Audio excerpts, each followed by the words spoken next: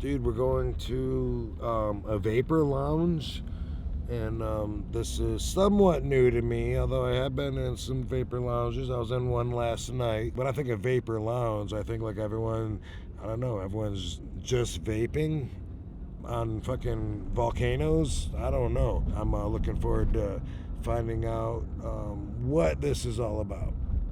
Sam's gonna let me know.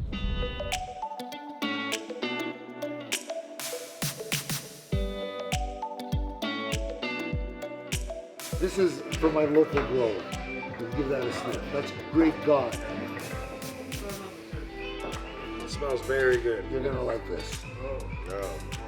Fans always want to smoke me out, right? That's on everyone's bucket. Like, dude, I'm dying to smoke a dude, smoke with RBD. But a lot of times they bring like these nasty little pipes that haven't been cleaned in a month.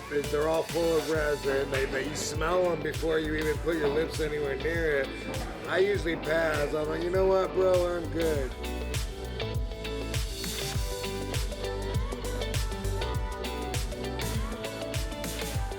How's that? How'd I do? Pretty good, dude. Pretty good. I always.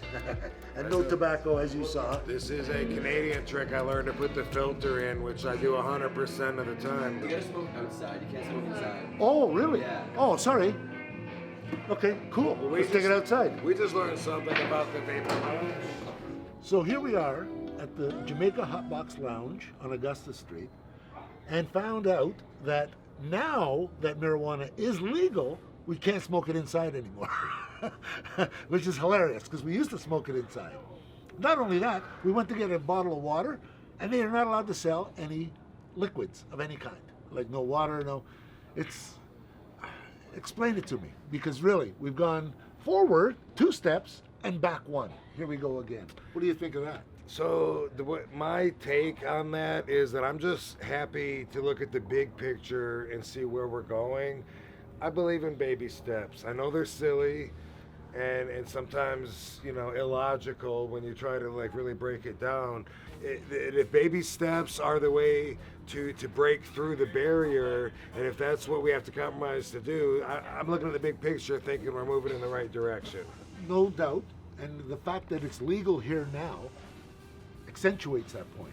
However, the mistake that the government is making, in my opinion, is that instead of this lottery for dispensaries, what they should have done is they should have get the people who were technically black market, but have perfected their craft.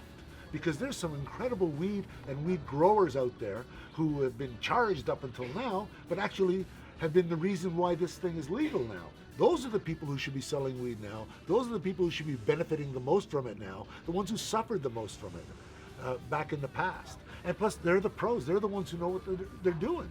The government, for all their good intentions of trying to give us great product, is still not coming up to the quality of the product that's out there on the black market. Yeah. It really isn't. For sure, and I think everybody knew that was going to happen, but and I hear what you're saying. I'm not saying I disagree, but let's go back to 1933. We're lifting alcohol prohibition. Now, do we go to all the bootleggers and say they got first pick, at running legal when they made millions and millions off breaking the law? I'm just saying, I don't know if I don't even know if this is devil's advocate. I'm just looking at it like. It's a little different because they didn't necessarily manufacture their own. Well, some did. The bootleggers did, of course, and they still are. They still are out in the hills in Kentucky making moonshine. So those bootleggers are still, in effect, making their moonshine. Nothing's interrupted with them. That's where a lot of the stuff came from. But with the marijuana growers, these are the people that tried all the different systems, all the tried and true methods to come up with the best product, how long to flush it properly.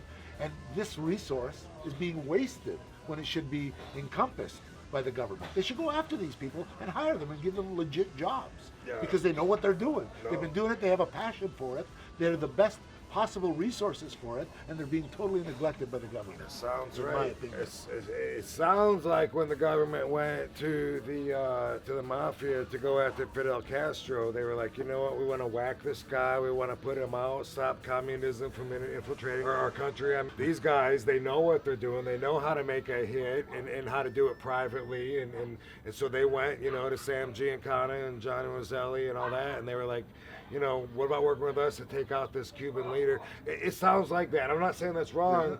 I think you're right. I think that I think that they do know more. They are the experts. So there should be a way to go to them, but make it not like we're going to the outlaws to pick out the former enemies from the government. There's got to be a way to do it without it seeming shady, without it just seeming like, okay, we were arresting you for this, now we're going to reward you for this. It does sound like a great idea. Yeah, you know.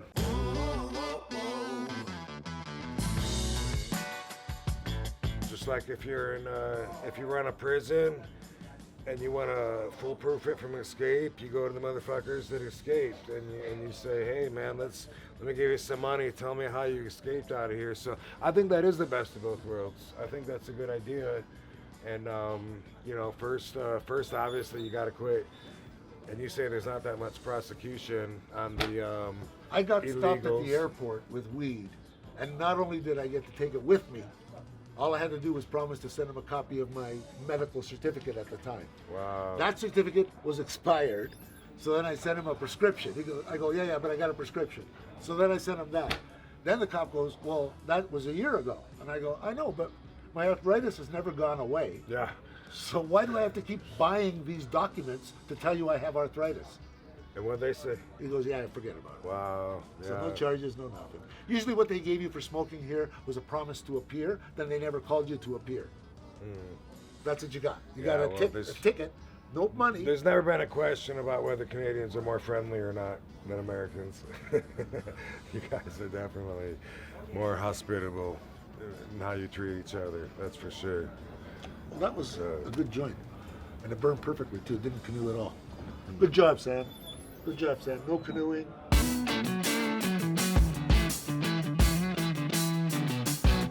People in the States still think that hemp is marijuana. When there's something that appears that says like, hey, so-and-so had a hemp shirt, look at all the comments of like, can I smoke it afterwards? And they really don't know. They really don't know. Because they're not educated on that. It's Fair all enough. in the education. Fair enough. And I was miseducated. I assume you were. I don't know. But down there, they purposely miseducate you, and that's how they maintain control. Just in case you don't know, which I would find hard to believe, in the United States, they intentionally misinformed all of us, not just on this. This is just one thing, but that is the way that they run I things. told you another one. Stop, drop, and roll. That would protect you from an atom bomb. But it wouldn't. Of course not. I wasn't exactly sure where you went Yeah, with that's that. well, you know. okay, so you're Maybe you're if I younger drop, than maybe I if I drop in You're a, younger than a I am. manhole cover. You're younger than I am. When they were worried about nuclear war with the Russians, Yeah.